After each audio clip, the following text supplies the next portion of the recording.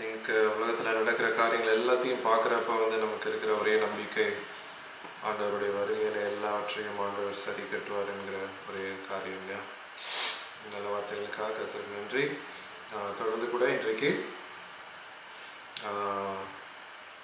யாக்கோபின் நிருபத்தை ஆரம்பித்து அதில் சில காரியங்களை நம்ம பார்க்க போகிறோம். ஸோ யாக்கோப் எழுதின நிருபம் முதலாவது அதிகாரத்தில் முதல் 2, 3, 5வது வசனம் வரைக்கும் ஜஸ்ட்டு டச் பண்ணிவிட்டு இன்றைக்கு சில காரியங்கள் நம்ம பார்க்கலாம். எல்லாருக்குமே தெரிந்த காரியம்தான், மறுபடியும் தெரியாத காரியம் எதுவும் இல்லை. இருந்தாலும் கூட ஒரு வேதத்தில் எழுதியிருக்கிறத நம்ம ஒவ்வொரு நாளும் நம்ம நினைவு கொள்ளுகிறது நல்லது. கர்த்தர் தாமே ஆசீர்வதிப்பாராக. ஸோ யாக்கோப் எழுதின நிருபம் முதலாவது அதிகாரத்தை நம்ம பார்க்கும்பொழுது, முதலாவது வசனத்தை பார்க்கும்பொழுது, தேவனுக்கும் கர்த்தராகிய இயேசு கிறிஸ்துவுக்கும் ஊழியக்காரனாக இருக்கிற யாக்கோப் எழுதுகிறது என்று அங்கே எழுதப்பட்டிருக்கிறது. இந்த யாக்கோப் எழுதின நிருபம் அந்த புதிய ஏற்பாட்டில் கடைசி பகுதிகளில் இருந்தாலும் இதுதான் முதலாவது எழுதப்பட்ட ஒரு நிருபம் என்று சொல்லப்படுகிறது. இவன் கிறிஸ்துவுக்கு பின் 50 ஆண்டுகளுக்கு முன்பதாகவே, அதாவது AD 50, பிஃபோர் AD 50 இதை எழுதப்பட்டிருக்கிறது என்று சொல்லப்படுகிறது. ஆனால் இந்த யாக்கோபின் புஸ்தகம் தான் கடைசியாக புதிய ஏற்பாட்டில் சேர்க்கப்பட்டது என்று சொல்லப்படுகிறது. ஏன்னா அதில் இருக்கிற அந்த விசுவாசத்திற்கும் அந்த கிரியைகளுக்கும் உள்ள அந்த ரிலேஷன்ஷிப்பை விசுவாசத்தினால தான் வருதா, கிரியைகளினால தான் வருதா என்று இந்த கேள்விக்குறிகள் இருந்தபடியால் அது ரொம்ப கான்ட்ரடிக்ஷன்ஸுக்கு அப்புறம் டிஸ்கஷன்ஸுக்கு அப்புறம் சேர்க்கப்பட்டது என்று கூட சொல்லப்படுகிறது. ஸோ சில காரியங்கள், யார் இந்த யாக்கோபு என்று பார்க்கும்பொழுது நமக்கு எல்லாருக்கும் தெரிந்தபடி இது சீஷனான யாக்கோபு இல்லை, இது இயேசு கிறிஸ்துவனுடைய சகோதரனாக இருந்த யாக்கோபு என்று கூட சொல்லப்படுகிறது. அவர் முன்பதாக அவர் he was an unbeliever. ஆண்டவராக இயேசு கிறிஸ்து இந்த உலகத்தில் இருக்கும் பொழுது அவர் அதை விசுவாசிக்கவில்லை.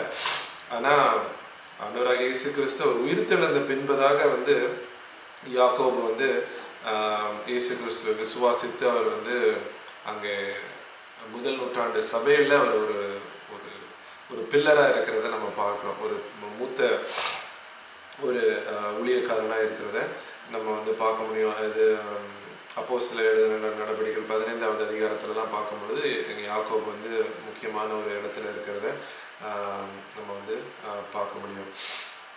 இப்போ இந்த யாக்கோபு எப்படி இறந்து போனார் அப்படின்ற ஒரு ட்ரெடிஷனை பார்க்கும்பொழுது நமக்கு தெரிந்தபடி எல்லாருமே கர்த்தருடைய சீஷர்கள் எல்லாருமே அவர்கள் ஏதாவது ஒரு விதத்தில் இரத்த சாட்சியாக மறிக்கிறத நம்ம பார்க்குறோம் இல்லையா. அதே போல் யாக்கோபும் கூட ஒரு ஆலயத்தின் உச்சத்தில் இருந்து அவனை கீழே தள்ளி விட்டு அவன் விழுந்த பின்பும் அவன் மறிக்காததுனால அவனை கல்லெறிந்தும் அடித்தும் அவனை சாகடித்தார்கள் என்று ட்ரெடிஷனில் இருக்குது. நமக்கு ஆப்வியஸ்லி நம்ம பைபிளில் எந்த இரத்த சாட்சிகளை குறித்தும் அதிகமாக இல்லை. பட் இது ட்ரெடிஷ்னலி வருகிற ஒரு காரியமாக இருக்கும். ஸோ இப்படியாக உயிர்த்தெழுந்த இயேசுவை பார்த்ததில் இவரும் ஒருத்தராக இருக்கிறார். லேட்டர், அதாவது அந்த ஆண்டவர் நிறைய பேருக்கு தன்னுடைய உயிர்த்தெழுதல் அந்த அந்த ரெவலேஷனை காமிக்கிறத நம்ம பார்க்குறோம். நாட் ஜஸ்ட் த 12 டிசைபிள்ஸ், அதுக்கப்புறம் கிட்டத்தட்ட ஒரு 400 பேர் பார்க்குறாங்க எங்களுக்கு நம்ம அப்போஸ்தலர்களில் பார்க்குறோம். அதில் one of the persons James, ஜீசஸோட பிரதர். இது பவுல் 1 கொரிந்தியர் 15 கூட அதை எழுதுகிறத நம்ம பார்க்க முடியும். ஸோ இப்படியாய் ஒரு அவிசுவாசியாக இருந்த ஒரு மனுஷன் ஆண்டவருக்கு ஒரு ஊழியக்காரனாக மாறுறான். இதில் தமிழில் ஊழியக்காரன் என்று இருக்கிறது. நம்ம இங்கிலீஷில் அதோட டிரான்ஸ்லேஷனை பார்க்கும்போது சர்வெண்ட் என்று மாறுகிறது. It's not even a minister, it's saying it's a servant. And சில டிரான்ஸ்லேஷன்ஸில் நம்ம பார்க்கும்போது it chase a bond servant, அடிமை. ஒரு அடிமைக்கு பவுல் கூட இடத்துல சொல்கிறத பார்க்க முடியும். அது bond servant. It is more than a not just a servant, he is a bond servant. ஆண்டவருக்காகவே இருக்கிறதான ஒரு ஊழியக்காரன் என்று சொல்லப்படுகிறத நம்ம பார்க்குறோம். அப்படிப்பட்ட ஊழியக்காரன் என்னன்னா, அவர்கள் ஆப்வியஸ்லி வேறு எந்த ஊழியக்காரனுக்கும் அவங்க ஊழியம் செய்ய முடியாது. அவங்க தங்கள் விருப்பத்தின்படி அவங்க வந்து செய்ய முடியாது. அந்த எஜமானன் என்ன சொல்லுகிறாரோ அதை மாத்திரம்தான் வந்து செய்ய முடியும் என்று பார்க்குறோம். அப்படிப்பட்ட ஒரு நிலைமைக்கு வந்து நாமும் வந்து போக வேண்டும். நம்ம எல்லா சீஷர்களையும் பார்க்கும் பொழுது அப்படியான ஒரு ஃபைனல் பொசிஷனுக்கு தான் அவங்க வந்து போகிறாங்க இல்லையா. தங்களுடைய இஷ்டப்படி இருந்த நாட்களை விட்டு கொஞ்சம் கொஞ்சமாக இயேசுவை போல மாறுகிறதும், இயேசு சொல்லுகிற எல்லா காரியங்களை செய்கிறதும், அது செய்கிறது மாத்திரம் இல்லை, தங்கள் விருப்பத்திற்கு ஏற்றபடி எதையும் செய்யாமல் இருக்கிற ஒரு ஒரு ஒரு பாண்ட் சர்வெண்ட் ஒரு நிலைமைக்கு வந்து அவர்கள் எல்லாருமே வந்து போகிறத நம்ம வந்து பார்க்குறோம் இல்லையா. அப்படி நம்முடைய வாழ்க்கையில் ஆண்டவருக்கு முழுமையாக ஊழியம் என்று கூட நம்ம சொல்ல தேவையில்லை. ஆண்டவருக்காக வாழுகிறதுல வந்து எந்த தடைகள் இருக்கிறது என்று நம்ம வந்து பார்க்கணும் இல்லையா. அன்றைக்கு வந்து அந்த ஐ திங்க் இல்லை முன்னாடி ட்விங்கர் சொன்னாங்களா, வேறு யாராவது சொன்னாங்கன்னு தெரியல. அதாவது ஒரு பாண்ட் சர்வெண்ட்டுங்கிறப்ப வந்து ஒரு 7 வருஷம் கழித்து வந்து அவனை வந்து விடுவிக்கணும். இஸ்ரவேலில் வந்து ஒருத்தன் வந்து அப்படி ஸ்லேவாக வந்து அடிமையாக இருந்தான்னா அவன் 7 வருஷம் கழித்து வந்து அவன் வந்து போகலாம், அவனுக்கு விடுதலை உண்டு. ஆனால் சிலர் வந்து அவங்களா வந்து தீர்மானிக்கலாம், இல்லை நான் வந்து என்னுடைய இந்த எஜமானுடன் நான் இங்கே இருக்கிறேன் என்று சொல்லும் பொழுது வந்து அவன் வந்து அந்த குடும்பத்தோடு வந்து ஏற்றுக்கொள்ளப்படுகிறான். அவன் வந்து அந்த எஜமானுக்கே ஊழியம் செய்கிறவனாய் மாறுகிறான் என்று கூட வந்து நம்ம பார்க்குறோம். அதுபோல் வந்து இவர்கள் சொந்தமாகவே யார் வந்து அவங்களை வற்புறுத்தி இயேசுவுக்கு ஊழியம் செய்ய வேண்டும் என்று சொல்லவில்லை, இயேசுவுக்காக வாழ வேண்டும் என்று சொல்லவில்லை. பவுலை போலவே இவனும் அங்கே அந்த உயிர்த்தெழுந்த இயேசுவை கண்ட பின்பதாக அவனுக்கு வேறு எதுவுமே வந்து அவனுக்கு தெரியல இல்லையா. அவன் வந்து இதற்காகவே நான் வாழ வேண்டும் என்று அவன் வந்து போய் இருக்கிறத நம்ம வந்து பார்க்குறோம். ஸோ ஆண்டவருக்காக நம்ம ஊழியம் இல்லை வந்து ஆண்டவருக்காக வாழ நினைக்கும் பொழுது வந்து கஷ்டங்கள் அப்படின்னு வந்து நம்ம நினைப்போம்.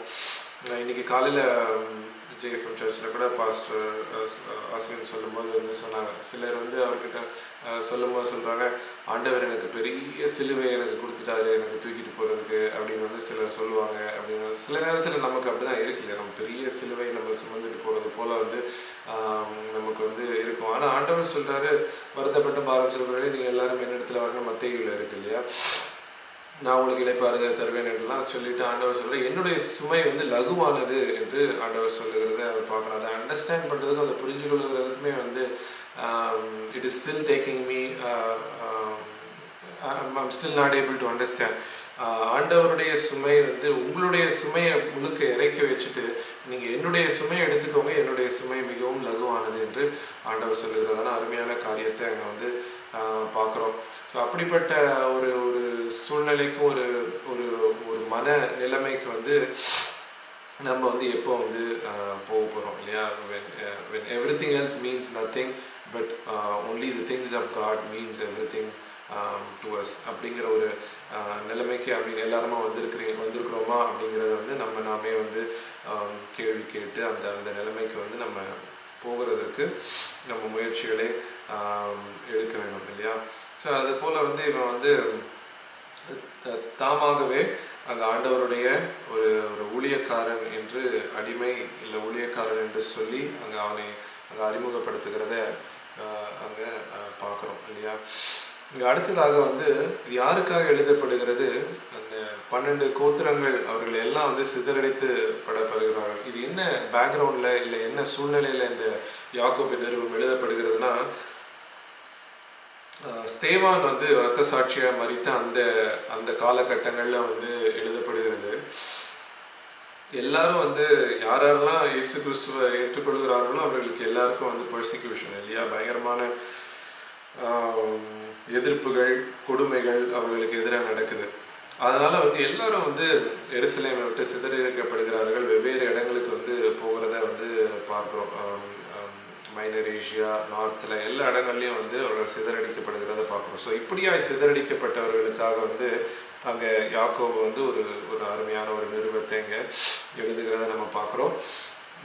இதுக்கு முன்னாடி வந்து அவர் ஒரு லெட்டர் ஒன்று வந்து எழுதுகிறாருன்னு சொல்லி நம்ம ஆக்ஸில் கூட வந்து நம்ம பார்க்க முடியும். ஒரு சின்ன ஒரு சபைக்குள்ள சில குழப்பங்கள் வரும்பொழுது வந்து ஒரு லெட்டர் எழுதுகிறாரு. இது வந்து இரண்டாவது லெட்டராக வந்து எழுதப்படுகிறது. First letter was sent to the Gentiles. இது வந்து தி டிஸ்பர்ஸ்டு ஜூஸ்க்காக வந்து எழுதப்படுகிறத நம்ம வந்து பார்க்குறோம் இல்லையா. ஸோ இதில் வந்து முதலாவதாக அவர் சொல்ல வருது, count it all joy my brothers when you meet trials of various kinds. என் சகோதரரே, நீங்கள் பலவிதமான சோதனைகளில் அகப்படும் பொழுது நீங்கள் வந்து அதை சந்தோஷமா ஏற்றுக்கொள்ளுங்கள் என்று அங்க சொல்லுகிறத நம்ம வந்து பார்க்கிறோம் இல்லையா.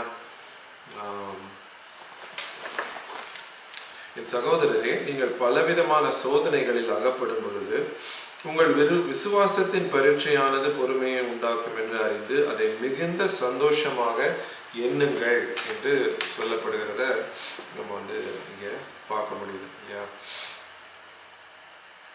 ஒரு ஒரு மனுஷனுடைய இல்லை நம்ம ஒரு கிறிஸ்தவனுடைய ட்ரூ கலர் எப்போ தெரியும் அப்படின்னா வந்து ஒரு ஒரு சோதனையின் மூலமாக தான் வந்து அதை அறிந்து கொள்ள முடியும் இல்லையா. சோதனை என்று சொல்லும் பொழுதே வந்து சோதித்தறிதல், ட்ரையல் என்று சொல்லும் பொழுதே டு ட்ரை என்கிற அந்த பதத்தில் இருந்து தான் வருகிறத நம்ம வந்து பார்க்குறோம். எதுவும் தேவையில்லை, நம்ம ஒரு கூட்டத்தில் நடந்து போகும்போது நம்மளுடைய கால் மிதிப்பட்டதுன்னா நம்மளுடைய ரியாக்ஷன் எப்படி இருக்கும், அதுவே வந்து நமக்கு வந்து போதும், இது வந்து உள்ள என்ன சரக்கு இருக்குது அப்படிங்கிறது தெரியல. அந்த ஆரஞ்சை வந்து அப்படி புளிஞ்சு எடுத்த உடனே அதில் வந்து ஜூஸ் வருது, அதுக்கப்புறமா தான் தெரியும் அது வந்து இனிப்பானதா இல்லை வந்து புளிப்பானதாங்கிறது வந்து நமக்கு தெரியுது இல்லையா. அந்த மாதிரி அந்த டெஸ்டிங் வந்து ஒரு அந்த ட்ரையலில் தான் வந்து இந்த real colour of the real flavour of the Christian வந்து வெளிப்படுகிறது, ரியல் கேரக்டர் வந்து வெளிப்படுகிறத நம்ம வந்து பார்க்க முடியும் இல்லையா. ஏஜி சர்ச்சில் பாஸ்டர் சொல்ல நம்ம நல்ல கூட்டம், சபை 1 மணி நேரம் நல்ல ஆராதனை நல்ல இதெல்லாம் இருக்கும், பட் அங்கே பயங்கர கூட்டம், ஏஜி சர்ச்சில் பயங்கர கூட்டமாக இருக்கும் இல்லையா.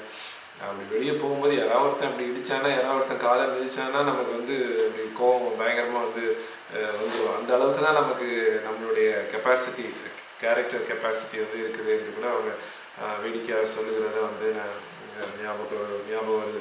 அதுபோல் வந்து இவர்களுக்கு எழுதப்பட்ட சோதனைங்கிறது வந்து இந்த மாதிரி வந்து கால் மிதி சோதனை இல்லை கையிடி சோதனை கிடையாது, இது வந்து உயிர் பிரச்சனை இல்லையா. அப்படிப்பட்டதான ஒரு பயங்கரமான சோதனைக்குள்ளே போகிற அவர்களுக்கு வந்து இங்கே வந்து யாக்கோபு எழுதுகிறத பார்க்குறோம். இந்த முதலாவது அதிகாரத்தில் வந்து 2 காரியத்தை வந்து பேசுகிற முதல் பக்கத்தில் ஒன்று வந்து இந்த சோதனை குறித்து ட்ரையல்ஸ் என்று சொல்லுகிறது, ரெண்டாவது டெம்டேஷன்ஸ் இச்சைகளை குறித்து வந்து பேசுகிறத பார்க்குறோம் இல்லையா. Trials and temptations. So trial என்று சொல்லும் பொழுது இட்ஸ் ட்ரபிள் ஆர் டெஸ்ட் என்று நம்ம பார்க்குறோம். பட் டெம்டேஷனுங்கிறது வந்து இட்ஸ் அ ஃப்ளஷ்லி திங், நமக்குள்ளே இருந்து வெளிப்படுகிறதான ஒரு காரியமாக இருக்கிறது. ஸோ இந்த trials and persecutions is a test of our faith and our character. நமக்குள்ளே இருக்கிற விசுவாசம், நம்பிக்கை, நம்முடைய கேரக்டர் எல்லாத்தையும் வந்து சோதித்து அறிகிறதுக்கு இந்த ட்ரையல்ஸ் வந்து தேவைப்படுகிறது, சோதனைகள் வந்து தேவைப்படுகிறது. இந்த சோதனைக்கு பிற்பாடு தான் நம்முடைய உண்மையான ஒரு மெச்சூரிட்டியை நம்ம அடைய முடியும் என்று கூட அவன் சொல்லுகிறத நம்ம பார்க்குறோம். நம்ம ஒரு எக்ஸாம்பிள் எடுத்து பார்த்தோம், இந்த கிரிக்கெட் பேட்லாம் பார்த்தீங்கன்னா அப்படி மேனுஃபேக்சர் பண்ணி வந்த உடனே சீசனிங் என்று ஒன்று சொல்லுவாங்க.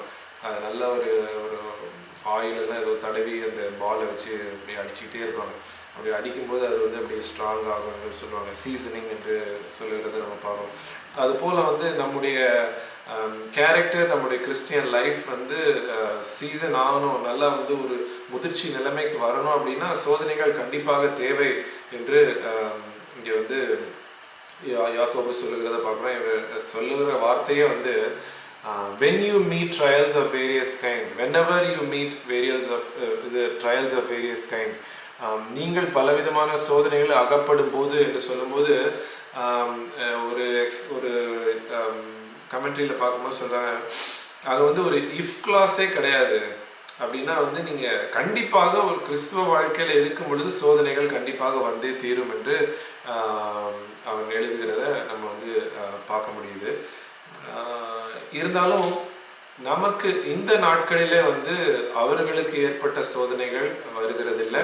இருந்தாலும் நமக்கும் வந்து கேரக்டர் டெஸ்டிங் வந்து வித்தியாசமான வழிகளில் வந்து வருகிறத பார்க்கணும். ஃபேமிலிக்குள்ளேயே இருக்கலாம், வெளியே இருக்கலாம், சர்ச்சுக்குள்ளே இருக்கலாம், இல்லை நம்மளோட ஒர்க் பிளேஸில் இருக்கலாம், everywhere that we interact, இல்லை வந்து just the circumstances and situations, அதில் வந்து நம்மளுடைய கேரக்டர் டெஸ்ட் வந்து கண்டிப்பாக இருக்க முடியும் இல்லையா. ஸோ இப்படி ஒரு சோதனையின் காலம் வரும் பொழுது ஒரு நான் மனசில் நினைக்கிறேன், ஒரு 3 வழி இருக்குது. ஒன்று என்னென்னா, ஒன்று அந்த சோதனையிலேருந்து முழுமையாக தப்பித்து போயிடுறது. ரெண்டாவது அந்த சோதனையை ரிசால்வ் பண்ணுறது, அந்த டெஸ்ட் வரும்போது அந்த ரிசால்வ் பண்ணுறது. இன்னொரு வழி டு என்டியூர் தட் ட்ரையல், வேறு வழியே கிடையாது, அது கூட கடந்து தான் போயே ஆகணும் என்கிறதான ஒரு சூழ்நிலை. அதாவது வந்து ஒரு புயல் வரும் பொழுது பார்த்திங்கன்னா, இந்த இடத்துக்கு இந்த பர்டிகுலர் சிட்டிக்கு வந்து ஒரு புயல் வருதுன்னா சிலர் வந்து எல்லாம் மூட்டை முடிச்சு எல்லாம் கட்டி எல்லாம் கிளம்பி போயிடுவாங்க இல்லையா. ஒரு கார் எடுத்துகிட்டு வேறு இடத்துக்கு கிளம்பி போயிடுவாங்க. That is escaping the storm. சிலர் வந்து பார்த்திங்கன்னா அவங்க அந்த வீடை சுற்றி வந்து அந்த போர்டெல்லாம் அடித்து எல்லாம் பண்ணி வந்து ப்ரொடெக்டடாக வச்சு அப்படியே வந்து சேஃபாக இருப்பாங்க.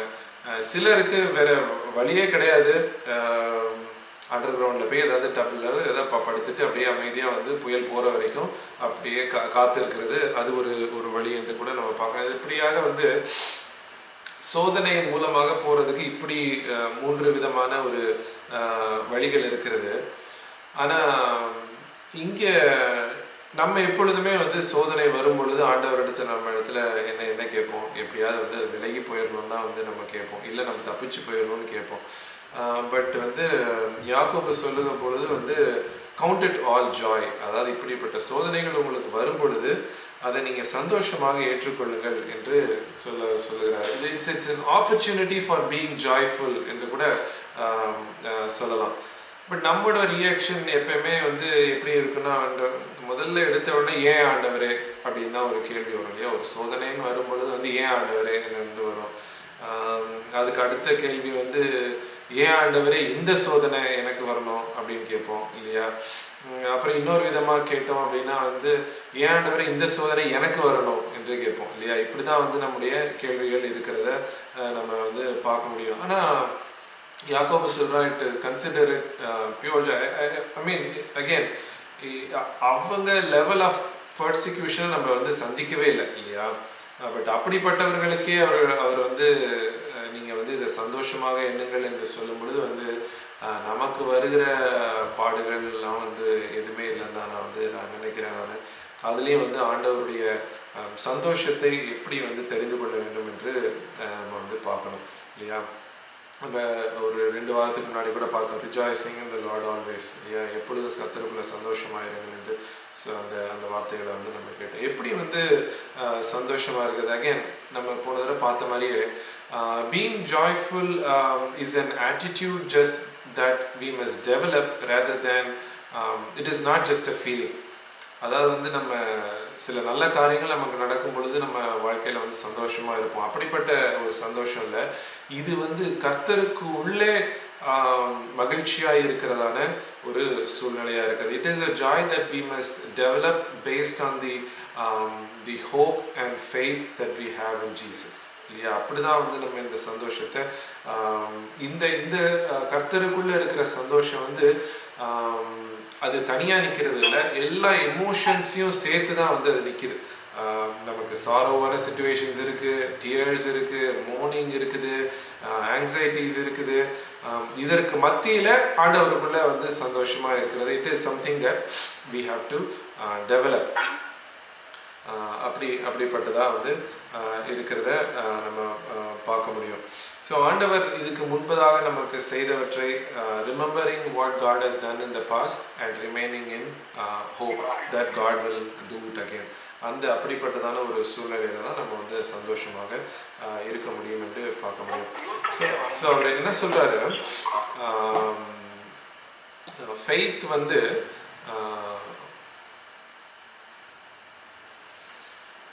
ஃபெய்த்துக்கு அப்புறம் வந்து இட் ப்ரொடியூசஸ் பேஷன்ஸ் இல்லை என்டியூரன்ஸ் ஆர் ஸ்டெட்ஃபாஸ்ட்னஸ் என்று கூட வந்து பல அர்த்தங்களில் வந்து சொல்லலாம். பொறுமை இல்லையா, அந்த பொறுமையிலிருந்து ஒரு பர்ஃபெக்ஷன், ஒரு கம்ப்ளீட்னஸ் வருகிறத பார்க்குறோம். And then you are able to achieve everything and you lack nothing என்று சொல்லப்படுகிறது. இது ரெண்டு விதமாக எடுக்கலாம். லேக் நத்திங் என்கிறத வந்து ரெண்டு விதமாக எடுக்கலாம். நான் சொல்கிறேன். நமக்கு வந்து ஒரு சோதனை வரும்போது என்னையே நான் சொல்கிறேன். ஓகேவா, ஒரு ஒரு ஒரு காலேஜில் இந்த எக்ஸாமு வந்தாலே வந்து நமக்கு வந்து வயிற்றெல்லாம் வந்து கலக்கும். இன்டர்வியூ, எனக்கு இன்றைக்கும் வந்து இன்டர்வியூனாலே எனக்கு வந்து வயிறெல்லாம் ஒரு கலக்கும், சாப்பிடவே மாட்டேன். ஏன்னா நமக்கு வயிறு கலங்கி போயிடும்னு ஒரு பயம். அப்படி ஒரு பயம் இன்டர்வியூக்கும் இது காலேஜில் எக்ஸாம் எழுதுறதுக்கும். ஆனால் வந்து நான் ஒரு 2 நாளைக்கு முன்னாடி ஒரு ஆஸ்திரேலியன் ஒரு 100 மீட்டர்ஸ் ரன்னர் நினைக்கிறேன், அவங்கள பார்த்தேன். ஒரு ஃபீமேல் ரன்னர். அவங்க வந்து அந்த ஓட்டப்பந்தயத்துக்கு முன்னாடி வந்து அவங்க நின்று அதில் நல்லா அப்படி டான்ஸ் எல்லாம் ஆடி இதை பற்றி சிரித்து அதெல்லாம் பண்ணி வந்து ஒரு டென்ஸ்ட் மூடே கிடையாது அவங்க. அப்படி வந்து அந்த ட்ரையலுக்குள்ளே போகிறத வந்து பார்க்க முடியுது. ஐயோ இதை எப்படி வின் பண்ணணும் அது அந்த இது இல்லை. அவங்க வந்து ஒரு எனர்ஜெட்டிக்காக வந்து அவங்க நல்லா டான்ஸ் எல்லாம் ஆடி அங்கே போய் ஃபஸ்ட்டு அந்த இதில் நிற்கிறத போய் பார்க்குறோம், அந்த ஸ்டார்டிங் பொசிஷனில் நிற்கிறத பார்க்குறோம். ஸோ அப்படியான ஒரு ஆட்டிடியூட் வந்து நமக்கு வந்து தேவைப்படுகிறது ஒவ்வொரு ட்ரையலையும் சந்திக்கப்படுது இல்லையா. ஒரு சோதனை என்று வரும்பொழுது நம்ம முன்னாடி சொன்ன மாதிரி it is a test, it is an opportunity to use our faith இல்லையா. நம்முடைய விசுவாசம் என்னவாய் வளர்ந்துருக்கிறது என்கிறத நம்ம வந்து யூஸ் பண்ண வேண்டிய ஒரு சூழ்நிலையாக இருக்குது இல்லையா. எப்பவுமே சொல்லுவாங்க, ஆண்டவர் வந்து நம்ம ஆண்டவரிடத்தில் ஆண்டவரே விசுவாசத்தை பெருக்கும் என்று நம்ம வந்து ஆண்டவரிடத்தில் போய் கேட்கும் பொழுது நமக்கு வந்து சோதனைகள் அனுமதிக்கப்படும். அதே மாதிரி என்னோட பொறுமையை வந்து கூட்டுங்க ஆண்டவர் என்று சொல்லும்போது அந்த பொறுமையை டெஸ்ட் பண்ணுற மாதிரி சில சூழ்நிலைகள் வரும் என்று கூட வந்து நம்ம வந்து பார்க்க முடியும் இல்லையா. அதுபோல் வந்து எப்படி நமக்கு வந்து எக்ஸாம்ஸ் எல்லாம் வந்து நம்ம இது வரைக்கும் படித்ததை நம்முடைய டேலண்ட்ஸை வந்து டெஸ்ட் பண்ணுறதுக்காக எக்ஸாம்ஸ் வருதோ, அதுபோல் இந்த ட்ரையல்ஸுங்கிறது வந்து அந்த மாதிரி வந்து ஒரு நம்ம என்னத்தை ஆண்டவரிடத்துலேருந்து படிச்சிருக்கிறோம், ஆண்டவருடைய வார்த்தைகள் என்னத்தை படிச்சிருக்கிறோம், இது வரைக்கும் என்ன தெரிந்து கொண்டு இருக்கிறோம், நம்முடைய விசுவாசம் என்னமா வளர்ந்துருக்கிறது என்கிறது எல்லாத்தையும் வந்து டெஸ்ட் பண்ணுறதுக்கு இப்படியான சோதனைகள் வருகிறத நம்ம வந்து பார்க்க முடியும் இல்லையா. ஸோ இந்த ப்ராசஸில் நான் யோசிக்கிறேன், சோதனை வரும் பொழுது உங்களுக்கு விசுவாசம் வரும், விசுவாசத்துலேருந்து பொறுமை வரும், பொறுமையிலேருந்து நீங்கள் வந்து முதிர்ச்சி அடைவீங்கள் என்று சொல்கிறத பார்க்குறோம். ஸோ இந்த 3 லெவலில் வந்து இந்த ஸ்டேட் ஆஃப் மைண்ட் வந்து எப்படி இருக்குன்னு நான் யோசிக்கிறேன்னா, சோதனை இப்போ என்னுடைய வாழ்க்கையில் சோதனை இருக்குது. இப்போ நான் வந்து ஒரு விசுவாசத்தில் இருக்கிறேன் அப்படின்னா வந்து என்னுடைய ஆட்டிடியூட் எப்படி இருக்குன்னா, somehow God will help me here, ஆண்டவர் எப்படி எனக்கு உதவி செய்வார் என்கிற ஒரு விசுவாசம். இப்போ அடுத்த லெவல் போகும் பொழுது அது பொறுமை இல்லையா. அந்த பொறுமை இருக்கும் பொழுது என்னுடைய மனநிலை எப்படி இருக்குன்னா, ஆண்டவர் அவருடைய வேலையில எனக்கு ஹெல்ப் பண்ணிடுவாரு என்கிற ஒரு நம்பிக்கை. ஓகேவா, அது நம்பிக்கையோடு சேர்ந்துக்கிற ஒரு பொறை. முதலாவது வந்து எப்படியும் ஆண்டவர் எனக்கு ஹெல்ப் பண்ணிடுவாரு என்கிற ஒரு விசுவாசம். அடுத்து அது பொறுமையாக மாறும் பொழுது வந்து அவருடைய வேலையில எப்படி ஆண்டவர் வந்து பண்ணிடுவாரு என்கிற ஒரு இது. இந்த கம்ப்ளீட் அண்ட் மெச்சூர் ஸ்டேட்ல வந்து எப்படி இருக்குன்னா, நீங்கள் இந்த பாட்டில் கேட்டிருப்பீங்களான்னு தெரியாது, ஒரு இங்கிலீஷ் பாட்டு ரொம்ப வருஷத்துக்கு முன்னாடி வந்தது, மர்சி மீ என்று சொல்கிற ஒரு குரூப்பு. அவங்க அந்த பாட்டை கூட நீங்கள் வந்து போய் கேட்கலாம். அந்த பாட்டோட தலைப்பு வந்து ஈவன் இஃப் யூ டோன்ட் என்கிறதான பாடல் தலைப்பு. அது அவர் வந்து ஒரு வீடியோவில் வந்து அவரோட டெஸ்டிமனியோடு வந்து அதை வந்து போட்டிருக்கிறாரு. இந்த மாதிரி பாட்டு வந்து நிறைய பேர் எழுதுறதில்ல, அதனால் அவர் எழுதுகிற பாட்டு எல்லாமே நல்லதுன்னு நான் வந்து சொல்லலை. I have not listen to everything. But இந்த பர்டிகுலர் பாட்டோட டெஸ்டிமனியை சொல்லும் பொழுது வந்து அவருடைய பையனோட டெஸ்டிமனியை சொல்கிறாரு. அவர் 15 வயசு அவருடைய முதலாவது பையன். 2 months இருக்கும் பொழுது வந்து அவன் டயபெட்டிக்காக வந்து அவனை வந்து they found out he was diabetic. In the last 15 years or around வந்து he has taken I think he said 30,000 insulin shots.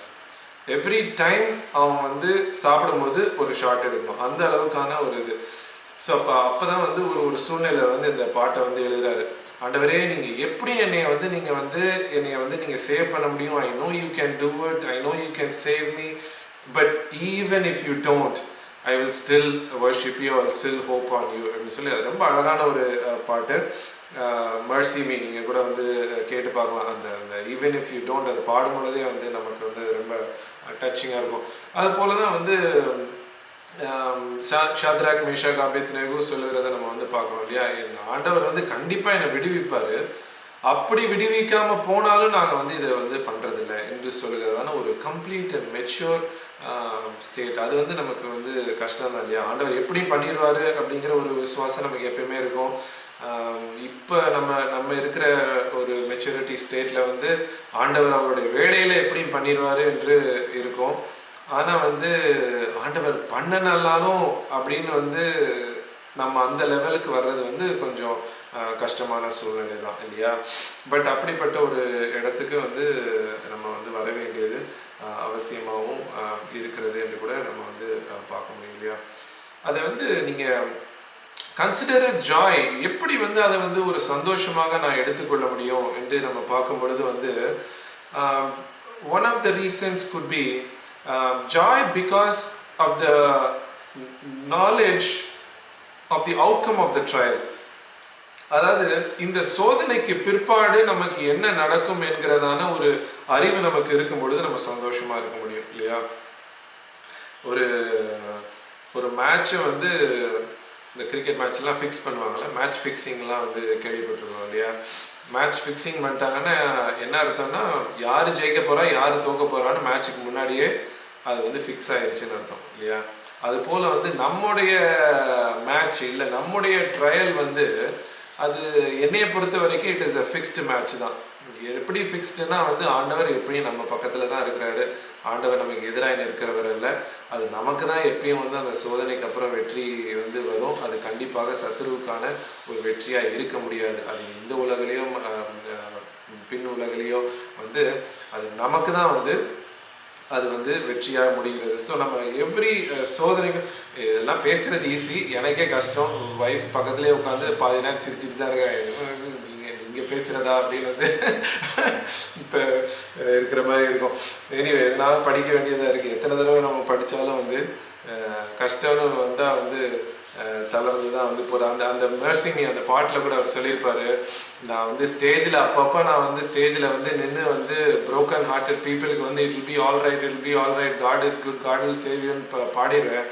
ஆனால் வந்து எனக்கு ஒன்று வரும்பொழுது தான் வந்து தடுமாறுது அப்படின்னு வந்து ஒரு லைன் வந்து அந்த பாட்டில் கூட எழுதியிருப்பார். அது போல் வந்து anyway we know that our match has been fixed by God. ஆண்டவர் கண்டிப்பாக நமக்கு வெற்றியை தான் வந்து அந்த மேட்ச்சில் வந்து கொடுப்பார். நமக்கு ஒரு சோதனை என்று வருதுன்னா அது வந்து ஒரு ஃபிக்ஸ் பண்ண மேட்சோட மேட்ச் தான் அது நமக்கு இல்லை. ஒரு மேட்சோட ரீப்ளே பார்க்குற மாதிரி தான் வந்து நம்ம வந்து பார்க்கணும். இது ஒரு முடிஞ்சு போன கதை. ஆண்டவர் நமக்கு நிச்சயமாகவே வெற்றி வைத்திருக்கிறார். Our trials have been already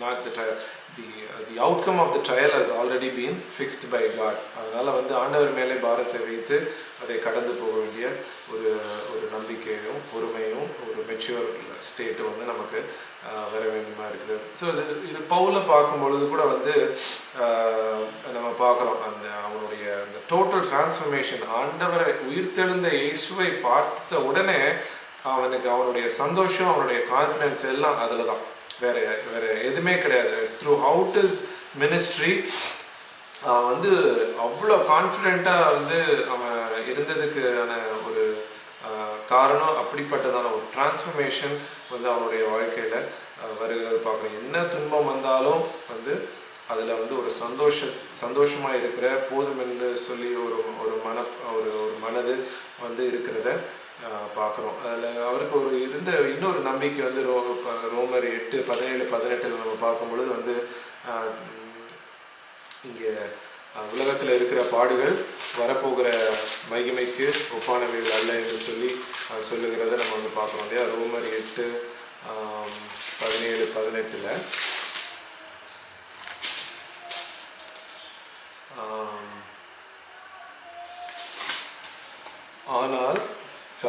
ஆதலால் இக்காலத்து பாடுகள் இனி நம்மிடத்தில் வெளிப்படும் மகிமைக்கு ஒப்பிடப்படத்தக்கவைகள் அல்லவென்று எண்ணுகிறேன் என்று சொல்லுகிறது. For I consider the sufferings of this present time are not worth comparing with the glory that is to be revealed to us.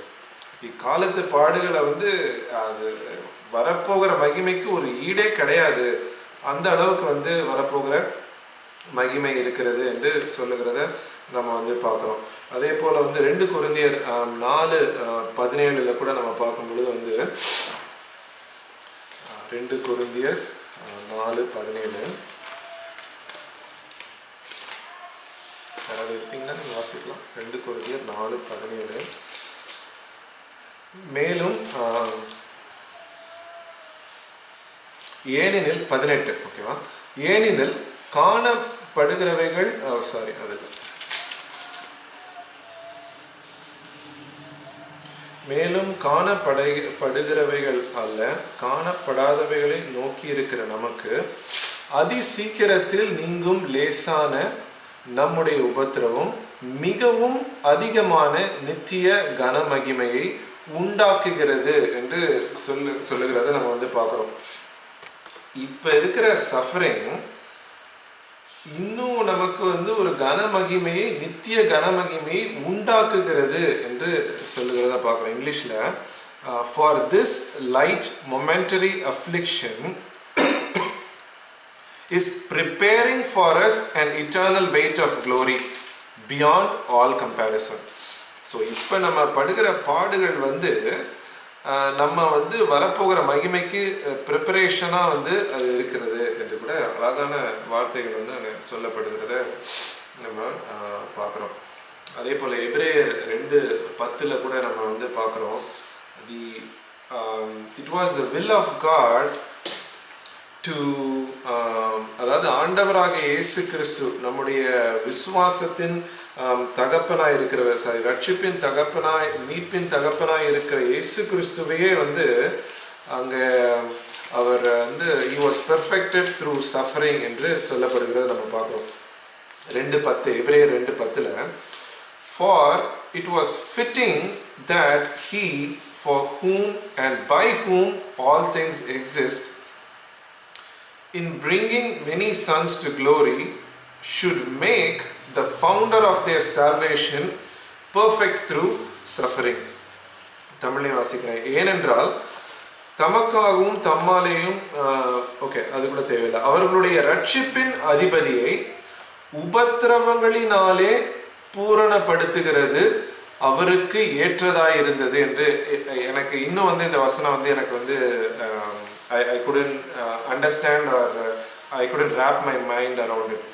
என்னுடைய அண்டர்ஸ்டாண்டிங் அதுக்குள்ளே என்னால் அது புரிந்து கொள்ள முடியாத ஒரு ஹியூமன் நேச்சர் வச்சு நம்ம வந்து பார்க்கும் பொழுது ஒரு பரிபூரணமாக்கப்படுகிறதற்கு எதற்கு இப்படிப்பட்ட ஒரு ஒரு ஒரு சஃபரிங் வந்து தேவைப்படுகிறது என்று கூட நம்ம கேட்க தோணும் இல்லையா? I still personally I believe the Bible. I believe that for perfection we need suffering, but I still don't know why we need suffering to be perfected. இப்போ என் பையனை வந்து கேட்டிங்கன்னா வந்து இப்போ இல்லை நம்ம பிள்ளைகளே வந்து சில நேரத்தில் வந்து கேள்வி கேட்கும்போது வந்து கேட்கும் இல்லையா, ஏன் வந்து ஆண்டவர் வந்து பிசாசை வந்து உண்டு பண்ணார் வந்து கேள்வி கேட்கும். இல்லை வந்து பிசாசு தப்பு பண்ண உடனே அவனை அழிச்சிருக்கலாம்ல அப்படின்னு வந்து கேள்வி. இதுக்கெல்லாம் நமக்கு வந்து ரெடி ஆன்சர்ஸ் வந்து நமக்கு வந்து இல்லை இல்லையா? அதுபோல் வந்து ஏன் வந்து பாடுபட்டு தான் வந்து பெர்ஃபெக்ஷனுக்குள்ளே வந்து போகணும், ஏன் ஆண்டவர் வந்து தன்னுடைய வார்த்தையினால் மன்னித்து, இல்லை வந்து why did God did not have any other means to perfect Jesus rather than through suffering? ஏன் suffering was required என்று நம்ம வந்து இன்னும் வந்து I personally couldn't understand, but I believe எல்லாமே சோதித்து அறியப்படாமல் எதுவுமே வந்து இது நல்லது என்று இல்லை வந்து இது அது வந்து பூரணப்பட முடியாது என்று நான் வந்து விசுவாசிக்கிறேன். Pain before perfection there is always a pain. அதில் வந்து எந்த விதமான சந்தேகமும் வந்து கிடையாது. நம்ம ஓல்ட் டெஸ்டமெண்ட்டில் பார்க்கலாம், நியூ டெஸ்டமெண்ட்டில் பார்க்கலாம். Every saint of God was tested. ஏதோ ஒரு விதத்தில் வந்து தேவர் டெஸ்டட். நம்ம வந்து ஆபிரகாமை பார்க்கலாம், யோபுவை பார்க்கலாம், தாவீதை பார்க்கலாம், தானியேலை பார்க்கலாம், இல்லை இப்போ பேதுருவை பார்க்கலாம், பவுலை பார்க்கலாம். At some point in their life they were tested for their character, they were tested for their faith, இல்லையா? அப்படி டெஸ்ட் பண்ணப்பட்டு தான் வந்து அவர்கள் சோதித்து வந்து அறியப்படுகிற பார்க்கலாம்.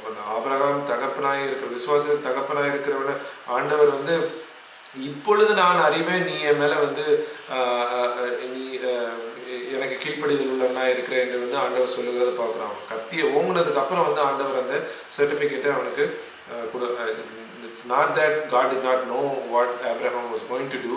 பட் இருந்தாலும் வந்து ஒரு மனுஷிக பார்வையில் பார்க்கும் பொழுது வந்து அந்த அந்த ஈவெண்ட்டுக்கு அப்புறம் வந்து ஆண்டவர் வந்து அவனுக்கு அந்த அந்த வார்த்தைகளை சொல்லுகிறத நம்ம வந்து பார்க்குறோம், இல்லையா?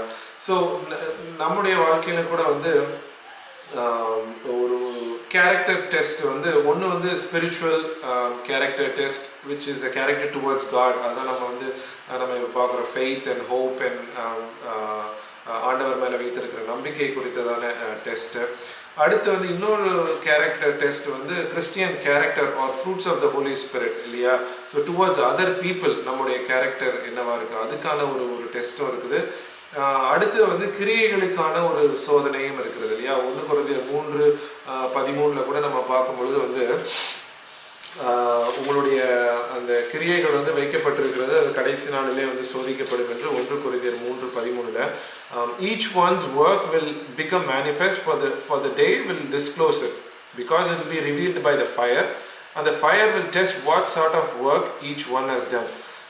தமிழ்ல அவனுடைய வேலைப்பாடு வெளியாகும், நாளானது அதை விளங்க பண்ணும், ஏனெனில் அது அக்கினியினாலே வெளிப்படுத்தப்படும், அவனவனுடைய வேலைப்பாடு எத்தன்மை உள்ளதென்று அக்கினியானது பரிசோதிக்கும் என்று சொல்லப்படுகிறது, இல்லையா? ஒருத்தனுடைய கேரக்டரும் வந்து ஒரு சோதனைக்குள்ள தள்ளப்பட்டு இது என்ன கேரக்டர் என்று அங்கே காட்டப்படுகிறது.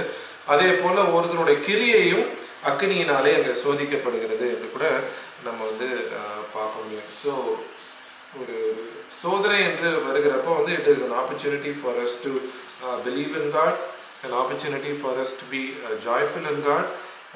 It is an opportunity for us to express our true character in God. Yeah.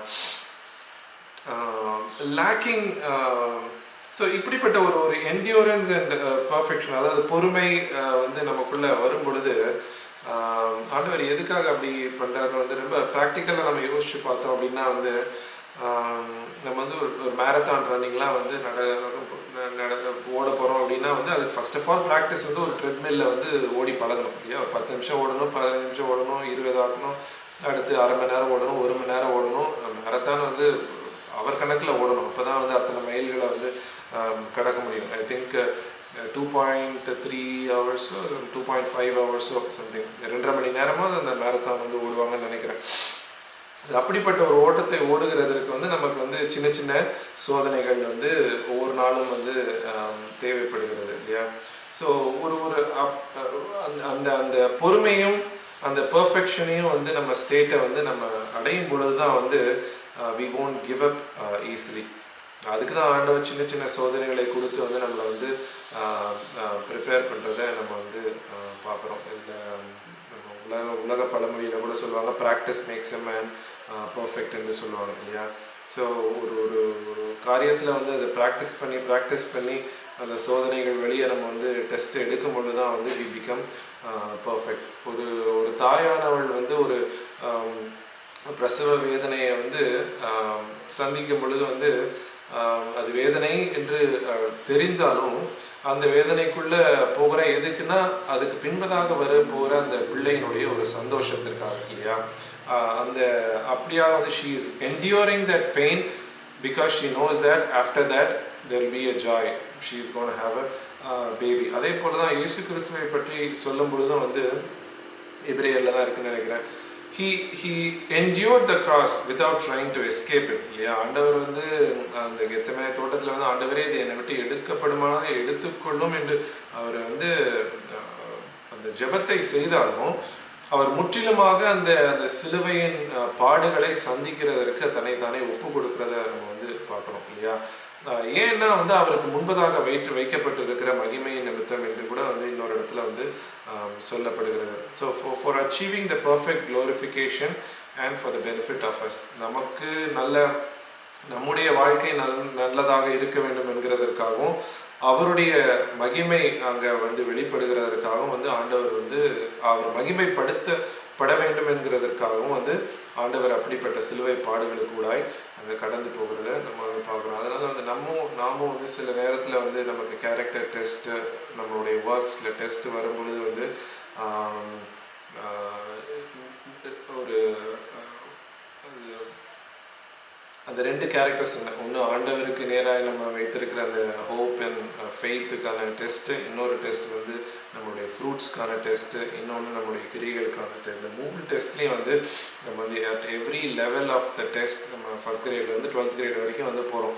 அதுபோல் வந்து ஒவ்வொரு லெவல்லையும் வந்து நம்ம வந்து கண்டிப்பாக வந்து பாஸ் பண்ணி நம்ம அடுத்த லெவலுக்கு வந்து போகணும். எனக்கு வந்து பாஸ் பண்ண விருப்பமே இல்லை, ஏன்னா வந்து குட்டி சோதனையிலே இருந்து அப்படியே போயிடலாம். பட் இருந்தாலும் அப்படி ஆண்டவர் அப்படி விடுறதில்லைன்னு நினைக்கிறேன். I think God wants to take us to the next level. இல்லை வந்து அகெயின் சிலருக்கு வாழ்க்கை வந்து பெட் ஆஃப் ரோசஸாக கூட இருக்கலாம், ஆனால் எல்லாருடைய வாழ்க்கையும் வந்து அப்படி அமைகிறது இல்லை இல்லையா? ஸோ ஆண்டவர் நம்ம வந்து நல்ல ஒரு மகிமைக்கு நேராக வந்து கொண்டு போகிற ஆண்டவர் வந்து நம்ம கஷ்டப்படுத்தணும் என்கிறது ஆண்டவருடைய பிரியம் கிடையாது. ஆண்டவரை போல மாற்ற வேண்டும், இல்லை இயேசு கிறிஸ்துவை போல மாற்ற வேண்டும் என்கிறது தான் அவருடைய ஒரே நோக்கமாய் இருக்கிறத பார்க்குறோம். ஆண்டவராக இயேசு கிறிஸ்துவை இப்படிப்பட்ட ஒரு சிலுவைக்குள்ளே போகிறாரு அப்படின்னா வந்து பவுல் இன்னொரு இடத்துல சொல்கிறாரு, நான் வந்து எவ்வளோ வேணாலும் நான் பாடுபடுறதுக்கு நான் ரெடி, ஏன்னா ஆண்டவருடைய உயிர்த்தெழுதல்ல அதே போல் அந்த மகிமையின் பங்கேற்பில் நானும் இருக்கணும் என்று சொல்லப்படுகிற ஒரு வார்த்தையை கூட நம்ம பார்க்க முடியாது. எந்த அதிகாரம் எந்த புக்குன்னு எனக்கு தெரியல, பட் பவுல் இப்படியா சொல்லுகிறது கூட நம்ம வந்து பார்க்க முடியும் இல்லையா? இதில் ஒரு அந்த கடைசி வார்த்தை பார்க்கும் பொழுது வந்து so that you will be made perfect and you will not lack anything என்று சொல்லும் பொழுது கூட வந்து எதுலையும் நீங்கள் வந்து குறைவில்லாமல் இருக்கிறதுக்கு என்று சொல்லப்படுகிறது கூட I don't think it talks about blessing. என் சகோதரரே, நீங்கள் பலவித உங்கள் விசுவாசத்தின் பரிச்சயங்கள் பொறுமை உண்டாக்கி அது மிகுந்த சந்தோஷமாக நீங்கள் ஒன்றிலும் குறைவுள்ளவர்களாய் இராமல் என்று இருக்கு இல்லையா? அது வந்து ஆசீர்வாத குறைவை பற்றி சொல்லவில்லை என்று நான் விசுவாசிக்கிறேன். அது என்ன குறைவுனா ஆண்டவரை போல மாறுகிறதான கேரக்டர்ல குறைவு இல்லையா? ஆண்டவருடைய ஒரே நோக்கம், இல்லை பிதாவினுடைய ஒரே நோக்கம் நாம் எல்லாருமே வந்து இயேசு கிறிஸ்துவை போல மாறுகிறது தான் இல்லையா? அதில் வந்து நிறைய வந்து குறைவுகள் நம்ம வாழ்க்கையில் வந்து இருக்கிறது. அந்த குறைவுகள் எல்லாம் மாறணும், அந்த குறைவுகள் எல்லாம் நீங்கி ஆண்டவரை போல நிறைவாய் நம்ம மாறணும் அப்படின்னா வந்து இந்த சோதனைகள் தேவைப்படுகிறது என்று தான் நம்ம வந்து அதை அறிந்து கொள்ள முடியும். நீங்கள் ஒன்றிலும் குறைவுள்ளவர்களாயிராமல் பூரணராயும் நிறைவுள்ளவர்களாயும் இருக்கும்படிக்கு என்று அங்கே சொல்லப்படுகிறது. That you may be perfect and complete, lacking nothing. It's not lacking nothing in blessing, it is lacking nothing in character, lacking nothing in the character of Christ. அதுதான் வந்து அங்கே சொல்லப்பட்டிருக்கிறதுன்னு கூட நம்ம வந்து பார்க்கணும். ஸோ ஒரு சோதனை வரும்பொழுதும் வந்து கிறிஸ்துவனுடைய குணாதிசயங்கள் எப்படி நமக்குள்ளே வெளிப்படுகிறது என்று கூட வந்து நம்ம வந்து பார்க்கணும். இதில் அந்த விஸ்டமை குறித்து ஒரே ஒரு பாயிண்ட்டை மாத்திரம் நான் வந்து சொல்லிட்டு I'll finish. இப்படிப்பட்ட சோதனைகள் உங்களுக்கு வரும் பொழுது நம்ம வந்து இந்த வசனத்தை வந்து வேறு நேரத்தில் வந்து நம்ம யூஸ் பண்ணுறது தப்பு கிடையாது. அதாவது if anyone of you lacks wisdom let him ask God. உங்களுக்கு ஒரு ஞானத்தில் குறைவுள்ளவனாக இருந்தால் அதை வந்து நம்ம பிள்ளைகளுக்கெல்லாம் யூஸ் பண்ணுறது வழக்கமானது தான், தப்பு கிடையாது. பட் இருந்தாலும் இந்த கான்டெக்ஸ்டில் நம்ம வந்து பார்க்கும் பொழுது வந்து இந்த இப்படிப்பட்ட சோதனைகளுக்குள்ளே நீங்கள் போகும் பொழுது இப்படியா நீங்கள் வந்து இதை வந்து நீங்கள் சந்தோஷமாக எண்ணுங்க. இப்படி எண்ணும் பொழுது நீங்கள் வந்து கடைசியில் முதிர்ச்சி அடையும் பொழுது நீங்கள் இயேசு கிறிஸ்துவை போல் நீங்கள் வந்து மாறுவீங்க. உங்களுடைய கேரக்டரில் வந்து குறைவுகள் இருக்காது. ஆனால் இப்படிப்பட்ட சோதனைகளுக்குள்ளே நீங்கள் கடந்து போகிறதற்கு உங்களுக்கு ஒரு ஞானம் என்று ஒன்று தேவையில்லை. அந்த ஞானத்தில் வந்து நீங்கள் குறைவுள்ளவர்களாக இருந்தீங்கன்னா நீங்கள் இயேசுவினிடத்தில் இல்லை ஆண்டவரிடத்துல நீங்கள் வந்து போய் கேளுங்க என்று அழகாக சொல்லுகிறத பார்க்குறோம். இந்த கான்டெக்ட்ல நம்ம அதை படிக்கும் பொழுது, if any one of you lacks wisdom, let him ask God who gives generously to all without reproach or without fault, and it will be given to him என்று சொல்லப்படுகிறது. விஸ்டமில் வந்து ஒரு 3 டைப் இல்லை ஒரு 3 டைமென்ஷன்ஸ் என்று கூட வந்து சொல்லலாம். ஒன்று வந்து ப்ராக்டிக்கல் விஸ்டம். நமக்காக நான் முன்னாடி சொன்ன மாதிரி வந்து யாக்கோபு இந்த நிருபத்தை எழுதினவர்களுக்கான அந்த உபத்திரவங்களும் பாடுகளும் வந்து நமக்கு கிடையாது. நமக்கு இருக்கிற பாடுகள் அந்த உபத்திரவங்கள் வந்து வித்தியாசமானவைகள், இந்த காலத்திற்குரியதான 21st century ட்ரையல்ஸ். ஸோ இதில் இந்த விஸ்டமில் வந்து 3 டைமென்ஷன்ஸ் இல்லையா. எப்படி இந்த பாடுகளுக்கு ஊடாய வந்து நான் வந்து கடந்து போகிறது. ஏன்னா அவங்களுக்கு they had absolutely no escape. அவங்க வந்து எத்தனை இடங்களுக்கு வந்து வித்தியாசமான இடங்களுக்கு அவங்க போனாலுமே எல்லா இடங்கள்லையும் அவங்களுக்கு வந்து பெர்சிக்யூஷன் இருக்கிறத பார்க்குறோம். ஸோ இதுக்கு கூட கடந்து போகிறதுக்கு ஒன்று வந்து the first dimension is about practical wisdom. அதாவது எவ்ரிடே லைஃப்பில் ஒரு காமன் சென்ஸ் என்று சொல்லுவோம் இல்லையா, அப்படிப்பட்டதான ஒரு ஞானம். Divine wisdom. ஸோ ஸ்பிரிச்சுவலாக ஒரு டிசர்ன்மெண்ட்டை ஆண்டவர் வந்து கட்டளையிட்டு எது சரியானது எது தவறு என்று சொல்லுகிறதான ஒரு டிவைன் விஸ்டம். இது ப்ராக்டிக்கல் விஸ்டம், அன்றாட வாழ்க்கைக்கு தேவையானது. டிவைன் விஸ்டம் அன்றாட வாழ்க்கைக்கும் தேவை. ஆனால் அது ஒவ்வொரு ஆஸ்பெக்ட் ஆஃப் அவர் லைஃப்லையும் இதோடைய ஸ்பிரிச்சுவல் பேக்ரவுண்ட் என்ன என்கிறதை வந்து அறிந்து கொண்டு எது சரி தவறு என்று அறிந்து கொண்டு அதன்படி நடத்துகிறதான ஒரு விஸ்டம். மூன்றாவது வந்து கிறிஸ்துவை போல வந்து ஒரு கிரைஸ்ட் லைக் விஸ்டம் என்று அந்த கமெண்ட்ரியில் வந்து நான் வந்து பார்த்தேன். ஒரு இடத்துல வந்து சொல்லும் பொழுது ஜீசஸ் ஹிம்செல்ஃப் இஸ் விஸ்டம். அவரே வந்து ஞானமாய் வந்து இருக்கிறார் என்று பார்க்குறோம். He is the wisdom. நானே வழியும் சத்தியமும் ஜீவனமாக இருக்கிறேன் என்று சொல்லுகிறது போல வந்து தி பினாக்கிள் ஆஃப் விஸ்டம் இல்லை வந்து எது ட்ரூத் அப்படின்னா அது ஜீசஸ். அந்த மாதிரி எது வந்து விஸ்டம் அப்படின்னா வந்து இட் இஸ் ஜீசஸ் என்று நம்ம வந்து சொல்லலாம். ஸோ இந்த இப்படிப்பட்டதான ஒரு ஞானத்திற்கு நேராக தான் வந்து நம்மளை வந்து நடந்து போக சொல்லுகிறத இங்கே வந்து பார்க்கலாம். இப்படி அன்றாட தேவைக்கான ஒரு ஞானம், ஸ்பிரிச்சுவலான காரியங்கள், ஆவிக்குரிய காரியங்களை பகுத்தறிகிறதுக்கான ஒரு ஞானம், ஆண்டவரை போல மாறுகிறதுக்கான ஒரு ஞானம். இதில் இந்த அழகான வசனம் இது நம்ம எல்லாருமே வந்து ஐ திங்க் அனுதினமும் வந்து இதை உபயோகிக்கணும்னு நினைக்கிறேன். ஏன்னா இங்கே அழகாக சொல்லப்படுகிறது, and it will be given to him. நீங்கள் ஆண்டவர்கிட்ட கேட்டிங்கன்னா ஆண்டவர் நிச்சயமாக கொடுப்பாரு என்று வந்து ஆண்டவர் வந்து சொல்லுகிறத நம்ம வந்து பார்க்குறோம். எந்த கண்டிஷன்ஸுமே வந்து அங்கே சொல்லப்படவில்லை. ஒன்று என்ன, you should not doubt, you should ask in faith. அதாவது இது வந்து எந்த டவுட் எந்த பிலீஃப் என்று பார்க்கும் பொழுது நான் நினைக்கிறேன் இட்ஸ் நாட் அபவுட் ஆண்டவர் வந்து எனக்கு கொடுப்பாரா மாட்டாரா அப்படிங்கிற சந்தேகம் இல்லை. ஆண்டவர் கொடுக்குற அட்வைஸ் ஒர்க் ஆகுமா ஒர்க் ஆகாதா அப்படிங்கிற ஒரு சந்தேகத்தை தான் வந்து அவர் சொல்கிறாருன்னு நான் நினைக்கிறேன். ஏன்னா சில நேரத்தில் வந்து ஆண்டவர் கொடுக்குற அட்வைஸ் வந்து it won't be man like wisdom இல்லையா. ஆண்டவர் வந்து எரிகோ பட்டணத்தை நீ சுற்றி வா அப்படின்னார். இது எந்த லாஜிக்லேயும் வந்து இது வந்து ஒர்க் அவுட் ஆகாது இல்லையா. அப்படிப்பட்டதான ஒரு லாஜிக். அங்கே கர்மேல் பர்வதத்தில் அங்கே எலியா வந்து அந்த பலிகள் மேலே பானையாக தண்ணியை ஊற்றிக்கிட்டே இருக்கிறார். இது எந்த விதத்துலேயும் வந்து லாஜிக்கலான ஒரு காரியமே கிடையாது இல்லையா.